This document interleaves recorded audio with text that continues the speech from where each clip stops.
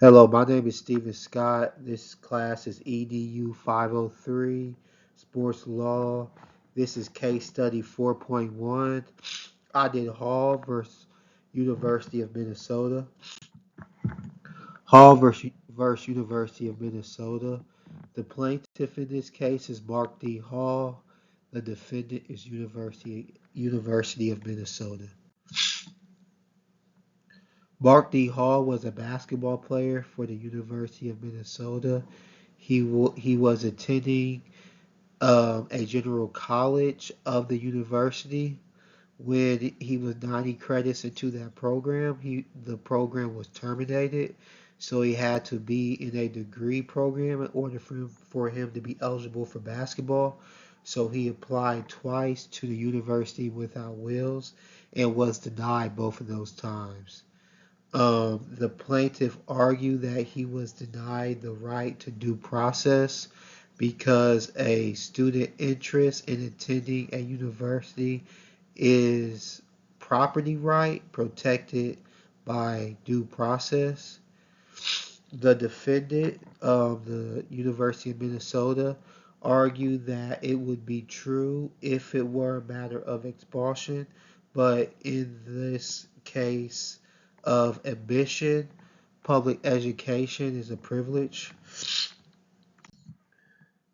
The court found out from a faculty director of University Without Wills that both times that the plaintiff had applied, um, a higher up of University Without Wills intervened and forced the admission committee to turn his application down after finding out information from the dean of the general college that put holes in his application. The plaintiff's admission to University Without Wills was denied for other reasons than just the information that was given on the application, which that shouldn't have happened. Uh, they never told the plaintiff why he was denied, so he couldn't clear things up with the admission committee. Um, It also, he took summer school classes and completed 72% of his classes. Um, the way University Without Wills processed the plaintiff's application suggests that he was treated unfair, which violated his due process. The plaintiff was given no notice or opportunity to answer allegations against him by the dean of the General College. The court concluded that an injunction should be made requiring the university to admit the plaintiff into a degree program on January 14th, 1982, so he can be eligible for his senior year of college basketball.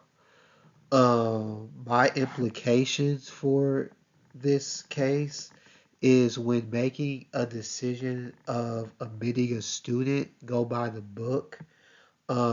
If you have a pamphlet, go by that pamphlet.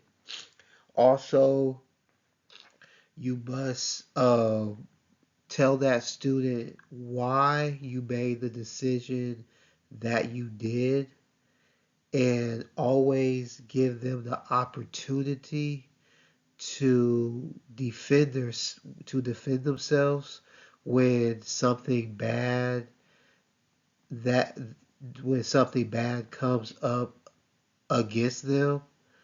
Also, when admitting a student, you should always think about why you as an administrator want them or do not want them in your program. and voice that to them so there aren't no misunderstandings. And also, I would make sure that each student athlete has the right to due process, which is important in athletic administration.